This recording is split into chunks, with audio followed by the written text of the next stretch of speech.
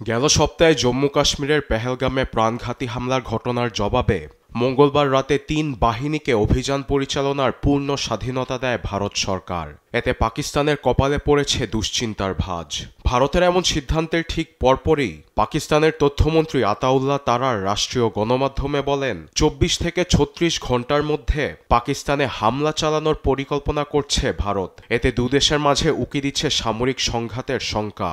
পাকিস্তান পেহেলগামের ঘটনায় জড়িত থাকার ভিত্তিহীন ও বানোয়াট অভিযোগের অজুহাত দেখিয়ে সামনের ২৪ থেকে ৩৬ ঘণ্টার মধ্যে পাকিস্তানের বিরুদ্ধে সামরিক পদক্ষেপ নেবে ভারত, এমন বিশ্বাসযোগ্য গোয়েন্দা তথ্য আমাদের হাতে এসেছে।